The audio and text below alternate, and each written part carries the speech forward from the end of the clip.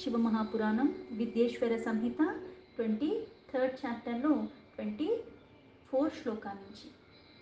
భస్మము, రుద్రాక్షి, అలాగే శివనామ యొక్క మహత్యాన్ని ఆ ఋషుగలమును అడిగితే దానికి ఆయన చెప్తూ, శివనామ స్వరూపమైనది ఎవరైతే అది ఉచ్చరిస్తూ ఉన్నారో అది ఏం చేస్తుంది, సకల పాపరాశిని ఎంత పర్వతాల్లాగా ఉన్నప్పటికీ కూడా అది చాలా సునాయాసంగా భస్మం చేసేస్తుంది అని చెప్పారు. పాపమూలాని దుఃఖాని వివిధాన్యపి శౌనక శివనామే కన్నశ్యాని నా అన్య నశ్యాని సర్వతా. ఓ శౌనక, పాపాలకి మూలమైనది ఎలా అయితే పాపం ఎక్కడి నుంచి వస్తుంది, దుఃఖం నుంచి వస్తుంది. దుఃఖం, వ్యాధి, ఇవన్నీ పాపం. ఇవన్నీ దేనికి మూలం? మళ్ళీ కర్మలు. అలాగే ఇక్కడ పాప మూలమైన నానా ప్రకారమైన మనకి దుఃఖాలకి కారణమైనది ఏవైనా సరే ఒక్కసారి ఆ పరమాత్మ భగవన్నామాన్ని ఎప్పుడైతే ఉచ్చరిస్తున్నావో అది మొత్తాన్ని తొలగిచ్చేస్తుంది, అన్ని నశింపచేస్తుంది. ఇది తప్పితే ఇంకో సాధన అన్నది లేనే లేదు, సులభతరమైనది. అందుకే వాస్తవానికి శివనామం చేతనే ఎటువంటి దుఃఖాలైనా ఎటువంటి పాపరాశి అయినా సరే ఇది సంపూర్ణంగా తొలగిచ్చేస్తూ ఉంటుంది. ఇది నశింప చేయలేదంటూ ఏదీ లేదు.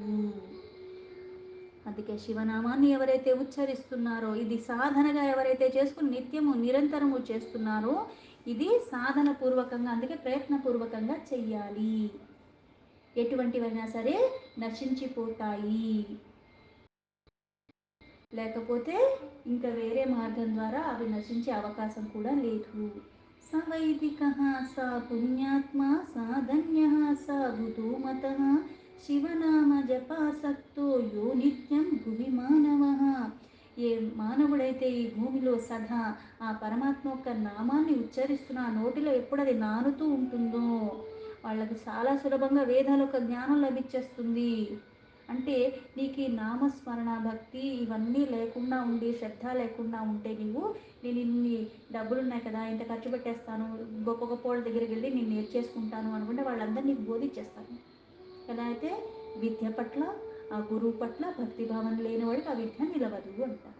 ఇక్కడ ఆ భక్తిభావంతో నామాన్ని ఉచ్చరించినంత మాత్రాన, నామాన్ని నిత్యము జపం చేసినంత మాత్రాన వేదాల యొక్క సార జ్ఞానం అంతా కూడా వాడికి లభిస్తుంది. ఎందుకు? పుణ్యాత్ముడు అవుతున్నాడు, ధన్యుడైపోతాడు, ఆ ధన్యతకి పాత్రతను పొందుతున్నాడు, విద్వాంసుడైపోతాడు అని చెప్పబడి ఉన్నది. భవంతి వివిధ ధర్మస్తేషాం సద్యః ఫలోన్ముఖాః ఏషాం భవతి విశ్వాసః శివనామ జపే మునే.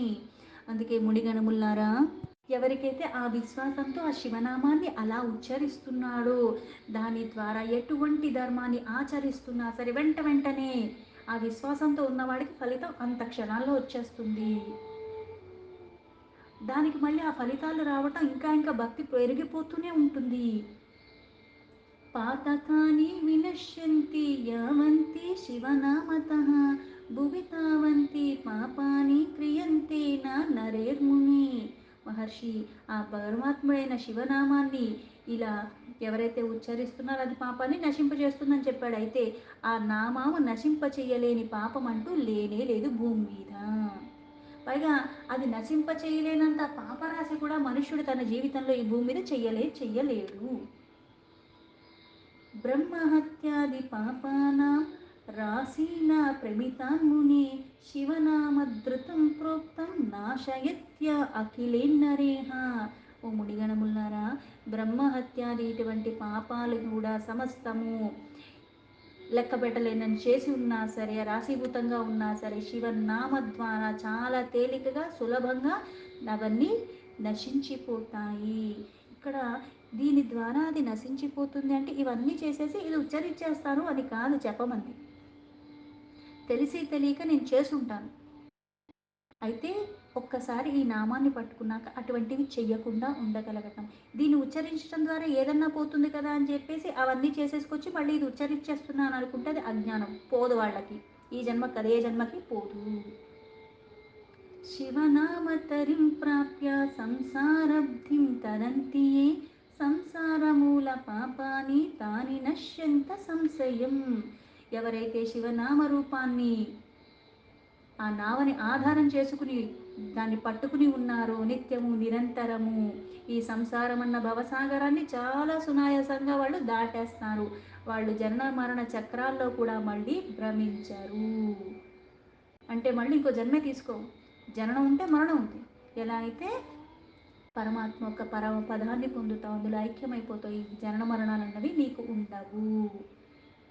అంతలాగా నువ్వు ఉచ్చరించాలి. అంతలాగా త్రికరణ శుద్ధిగా నువ్వు చేస్తేనే అది నీకు సులభమవుతుంది. సంసారం అన్నది భవసాగరానికి మూలము, వికారాలకి మూలము, బాధకి మూలము. ఆ శివనామం అన్న గొడ్డలు నువ్వు చేత పట్టుకున్నావంటే దాన్ని అన్ని పాతకాలు తొలగిచ్చేసుకుంటూ మళ్ళీ అటువంటివి చెయ్యనివ్వకుండా కూడా ఉంటావు. అందుకే మళ్ళీ జన్మ మరణాల చక్రాల్లో నువ్వు పడవు. సంసార మూలభూతానాం పాతకానాం మహిమునే శివనామ పుటారేణ వినాశో జాయతే ధ్రువం. ఆ నామాన్ని ఎప్పుడైతే పట్టుకున్నావో మహామునిగణములారా, ఈ సంసారంలో ఆ పాతకాలన్నవన్నీ కూడా తొలగిపోతాయి. శివనామం దాన్ని పట్టుకున్నావు అంటే ఎటువంటిదైనా సరే తీసేస్తుంది. దీన్నంత గట్టిగా పట్టుకోవాలి. శివనామామృతం పేయం పాపధావానలాధిత్యేహ పాపధావాగ్నినత్త ప్రాప్తానా శాంతిస్తేనా వినా నహి. ఎవరైతే ఈ పాపరూపమైన ఈ దావనాలముల చేత పీడింపబడుతున్నారో ఆ శివనామ రూపమైన అమృతాన్ని గ్రొల్లాలి. అంటే నువ్వు పాపం చేసావని నీకు తెలియాలి. ఈ పాపం తొలగించుకోవడానికి ప్రయత్నం చేయాలి. అసలు నేను చేసిందే తప్పుగా, ప్రపంచం అంతా నా పట్ల తప్పుగా వ్యవహరిస్తుంది, నేను ఎప్పుడు ధర్మంగానే ఉన్నా, నేను చేసేది ఎప్పుడు మంచి అనుకున్న వాళ్ళకి ఎవడేం చేయలేడు. తెలిసి కానీ తెలియకుండా కానీ జరుగుతాయి. అది వాస్తవం. దాన్ని సరి చేసుకునే ప్రయత్నానికి ఇది పట్టుకుంటున్నాను. ఇది పట్టుకున్నాక మళ్ళీ చేసుకుంటూ వెళ్ళిపోతాను, ఇది ఎలాగో పాపం తీసేస్తున్నా అన్న భావనతో చెయ్యకూడదు. అందుకే ఇక్కడ తెలిసి తెలియకుండా కూడా నేను కొన్ని చేస్తున్నాను, అటువంటి వైపుగా నేను వెళ్ళకూడదన్న భావన ఉండాలి. అలా అప్పుడు మళ్ళీ ఆ నామాన్ని ఎప్పుడైతే మళ్ళీ త్రికరణ శుద్ధిగా నువ్వు అలా చేస్తూ ఉన్నావో, ఉచ్చరిస్తూ ఉన్నావో, ఆ అమృతాన్ని పానం చేయటం ద్వారా దేని ద్వారా పీడింపబడి నువ్వు ఉన్నా సరే అవన్నీ తొలగిచ్చేస్తూ ఉంటుంది. ఆ పాపాలన్నవి ఎటువంటివైనా సరే తాను తేలికగా అవి తొలగించటమే కాకుండా ఈ శివనామం అన్న అమృతం నీకు శాంతినిస్తుంది, సౌఖ్యాన్నిస్తుంది. మళ్ళీ అటువంటి అలజడిప్రాయంగా నువ్వు ఉండకుండా మళ్ళీ ఆ పాపాలు నువ్వు చెయ్యనివ్వకుండా కూడా అది దహించవేయటమే కాకుండా అటువంటి వైపుగా నీ మళ్ళీ మనస్సు కూడా వెళ్ళనివ్వకుండా ఉంటుంది. శివేతి నామ పీయూష వర్షధారా పరిప్లుతా సంసారధవ మధ్యేపి నా శోచంతి కదాచన. శివనామ రూపమైనది ఎవరైతే దాన్ని పట్టుకుంటున్నారో, ఆ అమృత సుధని ఎవరైతే గ్రొల్లుతున్నారో, ఆ ధారలు పానం చెయ్యటం ద్వారా అది ఏం చేస్తుంది, ఈ సంసార రూపంలో ఉన్నవన్నీ కూడా ఆ బీజాలన్నీ కూడా తొలగిచ్చేస్తుంది. ఇంకెక్కడా మిగిలి ఉండదు. అంటే ఇప్పుడు అది దహించలేదన్నట్టు ఏదీ లేదు. అది తొలగించడం మొదలు పెడితే అది ఏమవుతుంది, మూలాన్ని నుంచి తీసేస్తుంది. నేనంటే ఏదన్నా తొలగించుకోవాలంటే పైపైనే తీస్తాను, దాని మూలం నుంచి నేను తీయలేను. కానీ ఈ సంసారం అన్న దాంట్లో బంధనాల దగ్గర నుంచి ప్రతి దాని నుంచి కూడా నీకు విముక్తి కలుగుతుంది. శివనామ అమృతం తప్పితే నీకు ఇంకోటి మార్గం లేదు. అందుకే ఆ సుధారసాన్ని నువ్వు ఎంతలా గ్రొల్లాలి అంటే ఆ ప్రవాహం ఏం చేస్తుంది, ఇవన్నీ తొలగిచ్చేస్తుంది. సంసార రూపంలో ఉన్నవన్నీ కూడా ఆ శోకాలు ఏవి నీకు రానివ్వకుండా తీసేస్తుంది. అందుకే వాటికి నువ్వు లోనవ్వవు. సర్వత ఇది అది అని కాదు, సర్వం తీసేస్తుంది. శివనామ్ని మహద్భక్తిర్జాతా యేషాం మహాత్మనాం తద్విధానాం తు సహసా ముక్తిర్భవతి సర్వతా. ఆ మహత్యాన్ని తెలుసుకుని ఆ మనస్సంతా పరమాత్మ మీద పెట్టి శివనామాన్ని ఎవరైతే అలాగా ఉచ్చరిస్తున్నారో భక్తితో, శ్రద్ధతో, వాళ్ళకి సర్వత్రా ముక్తే లభిస్తుంది. అనేక జన్మార్భియేన తపస్తప్తం మునీశ్వర శివనామ్ని భవేద్భక్తి సర్వపాపహారిణి.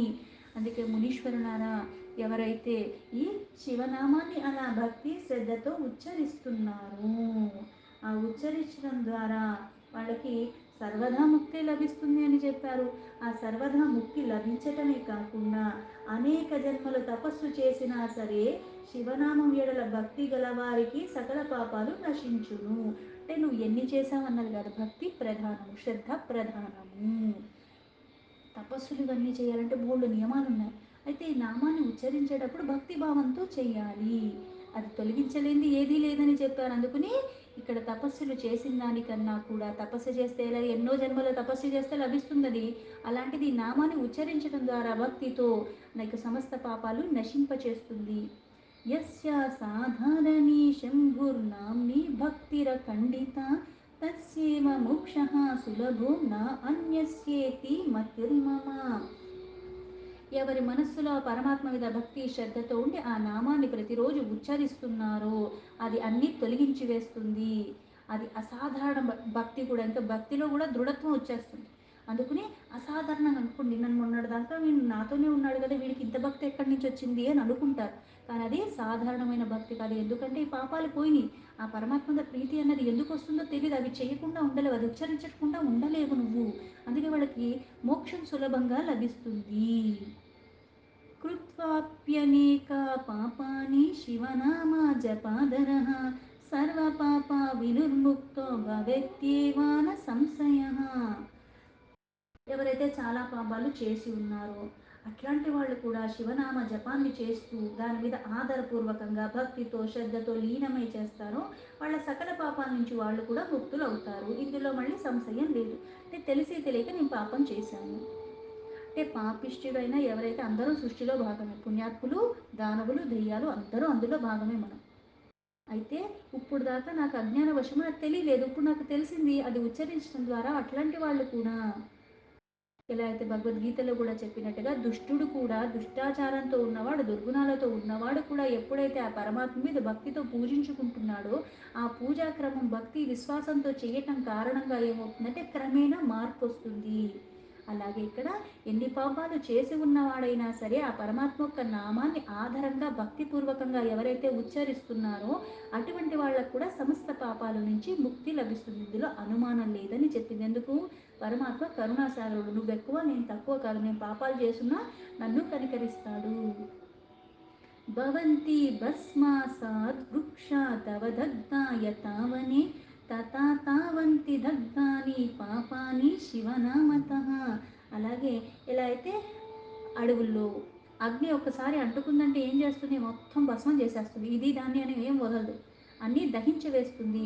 అలాగే ఇక్కడ నామాన్ని ఉచ్చరించడం ద్వారా సమస్య ఏమీ లేకుండా అన్ని పాపరాశినంతా కూడా మొత్తం భస్మం చేసేస్తుంది, మొత్తం తీసేస్తుంది. ఇంకా మూలాల నుంచి కూడా మిగలవు, వాసననే మిగలకుండా తీసేస్తుంది. యో నిత్యం భస్మ పూతాంగః శివనామ జపాధరః సాతరత్యేవ సంసారమఘోరమపి శౌనక. ఓ శౌనక, ఎవరైతే వాళ్ళ అంగాల మీద నిత్యము భస్మాన్ని ధరించి ఉంటారో వాళ్ళు పవిత్రులు అయిపోతారు. అలాగే భస్మాన్ని ధరిస్తున్నావు, పవిత్రత వస్తుంది. మళ్ళీ ఈ నామాన్ని కూడా ఉచ్చరిస్తున్నావు ఆదరంతో, భక్తి ప్రపత్తులతో. అందుకే ఇవి చేయటం ద్వారా ఈ ఘోరమైన సంసార భవసాగరాన్ని నువ్వు దాటగలవు. ఈ నామాన్ని భస్మాన్ని ఆధారం చేసుకున్నావు, లేకపోతే ఈ బంధనాల్లో భవబంధనాల్లోనే కొట్టుమిట్టాడుతూ ఉంటాము. రాగ ద్వేష వీటిలతోనే ఉంటాము. అరిషడ్ వర్గాల్ని మనము జయించలేము. నా ఇంద్రియాలు నా వశంలో ఉండవు, నా మనస్సు బుద్ధి అసలే చంచలత్వంతో ఉన్నారు, అవి ఇంకా మనకి కష్టతరమైపోతాయి. బ్రహ్మస్వహరణం కృత్వా హత్వాపి బ్రాహ్మణాన్ బహు న లిప్యతే నరః పాప్యేహ శివనామ జపాధరః. అలాగే బ్రాహ్మణులకి ఎలా అయితే డబ్బు కానీ శివభక్తుల్ని బాధ పెట్టినా మనకి మహాపాపం అని చెప్పారు. ఎందుకంటే శివభక్తుల్ని సేవించుకున్నా పరమాత్మకు సేవించుకున్నట్టే, అది పరమాత్మ అన్న భావనతో చేసినప్పుడు. అలాగే ఇక్కడ బ్రాహ్మణులు అంటే సదాచారాన్ని ఎప్పుడూ ఆచరిస్తూ ఉన్నవాళ్ళు, సత్ప్రవర్తనతో ఉన్నవాళ్ళు, వికారరహితంగా ఉన్నవాళ్ళు. అటువంటి వాళ్ళు డబ్బు కొట్టేసిన, అలాగే కొంతమంది బ్రాహ్మణుల్ని, అంటే ఇక్కడ కులం గురించి చెప్పట్లేదు, సత్ప్రవర్తనతో ఉన్నవాళ్ళని, అట్లాంటి వాళ్ళని హత్య చేసినా సరే ఆధారపూర్వకంగా ఎప్పుడైతే ఆ శివనామాన్ని భక్తితో నేను జపం చేస్తున్నానో ఆ పాపాలన్నీ తొలగిపోతాయి. అంటే ఎటువంటి పాపం అన్నా చేసి ఉన్నా సరే, అంటే ఈ పాపాలన్నీ చేసేసి ఆ నామాన్ని ఉచ్చరిస్తే అది తొలగిపోతాయి.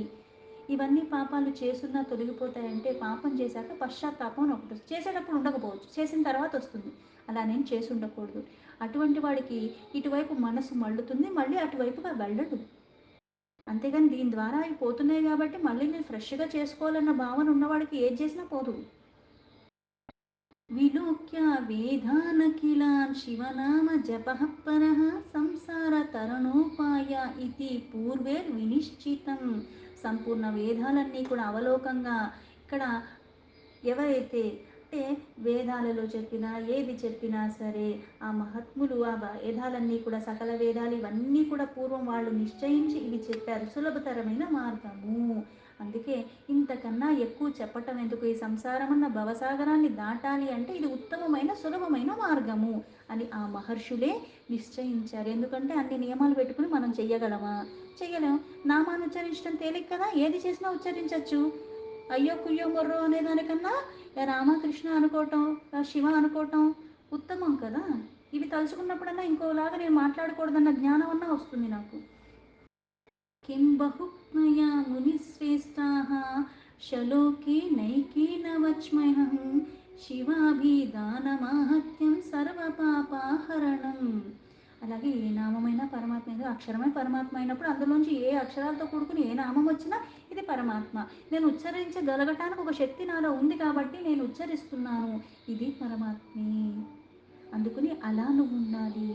అందుకే ఓ గణముల్లారా, అంటే ఋషి గణముల్లారా, ఇంకా ఇంతకన్నా ఎక్కువ చెప్పి కూడా లాభం లేదు. ఎందుకంటే దానికి మహత్యం ఎంత చెప్పుకున్నా ఇంకా పోతూనే ఉంటుంది.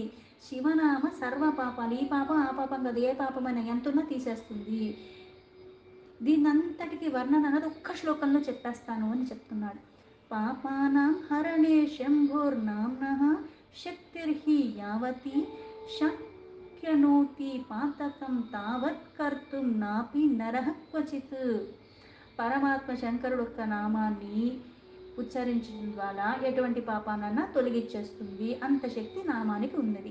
అయితే అన్ని పాతకాలు చేయగలిగినంత కూడా మనుష్యుడికి లేదు. అంటే అది ఎంత తీసేస్తుంది అంటే అవి చెయ్యటానికి ఈ జన్మ కదా, ఎన్ని జన్మలైనా నువ్వు అన్ని పాపాలు చేయలేవు. అంత మహత్యంతో కూడుకుని ఉన్నది ఆ నామము. శివనామ ప్రభావేన లేభే సద్గతిర్ముత్తమాం ఇంద్రాదుమ్నా నృపః పూర్వం మహాపాపయుతో ముని. ఓ మునిగణములారా, పూర్వకాలంలో మహాపాపి అయిన రాజా అయిన ఇంద్రద్యుమ్ను శివనామ ప్రభావంతోనే ఉత్తమ సద్గతి కూడా అతనికి ప్రాప్తించింది. మనకి విశేషంగా ఒకటి మహిమతో ఉన్నది, ఇది మంచిది అని చెప్తే ఎక్కదు. ఫలానా వాళ్ళకి మంచి అయిందంటే అప్పుడు మనకి దాని మీద కాస్త ధ్యాస కుదురుకుంటుంది. అంటే పూర్వము చాలా పాపాలు చేసిన ఇంద్రద్యుమ్నుడు కూడా, మహారాజు కూడా ఈ నామ ప్రభావంతోనే ఉత్తమ గతి తను పొందాడు. తథా కాచిద్విజా యోషా సౌమునే బహుపాపిని శివనామ ప్రభావేన లేబే సద్గతిర్ముత్తమాం. ఇలాగే అందుకే ఇక్కడ ఎవరైనా సరే ఎన్నో పాపాలు చేసున్నా సరే శివనామ ప్రభావంతో ఉత్తమ గతి తప్పకుండా ప్రాప్తిస్తుంది.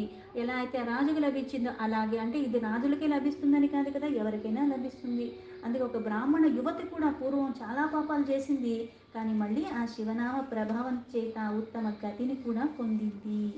అంటే అందరికీ లభిస్తుంది భక్తితో ఉచ్చరించగలిగితే. ఇత్యుక్తం వో ద్విజశ్రేష్ఠ నామమాహత్యముత్తమం శృణుత్వం భస్మమాహత్యం సర్వపాప నపాపవనం. అంటే వనంలాగా అంత పర్వతంలాగా రాశీభూతంగా ఉన్న పాపాలైనా సరే ద్విజులారా, ఉత్తమోత్తమైన భగవన్నామ మహిమ అటువంటిది. ఆ నామాన్ని ఉచ్చరిస్తే అన్నీ శుద్ధి చెందుతాయి. ఆ మహిమని వర్ణించటానికి ఇంకా చాలా ఉంది, అది చెప్పటం కష్టము. అందుకే పవిత్రమైన వస్తువులకు కూడా పవిత్రం ఇవ్వగలిగేది ఆ పరమాత్మ ఒక్క నామము. అటువంటిది ఉచ్చరించటం అన్నది నీకు సంసారం అన్న భవసాగరాన్ని దాటడానికి సులభమైన మార్గము. అటువంటిది మీకు వర్ణించి చెప్పాను అని చెప్పారు. అంటే పావనంగా పవిత్రంగా ఉన్న వాటికే మళ్ళీ ఇంకా పవిత్రత ఇస్తుంది. అంటే నువ్వు దాన్ని ఉచ్చరించుకుంటూ పోతూ ఉంటే, అందుకేం చెప్పారు, ఆ పరమేశ్వరుడు యొక్క సాన్నిధ్యం లభిస్తుంది, ఆ పరమాత్మ యొక్క సాయుధ్యం లభిస్తుంది, ఆ పరమాత్మ యొక్క స్వరూపంగా మారిపోతావు అని అందుకు చెప్పింది. దీంతో శివమహాపురాణంలో విద్యేశ్వర సంహితలో 23rd చాప్టర్ సంపూర్ణం.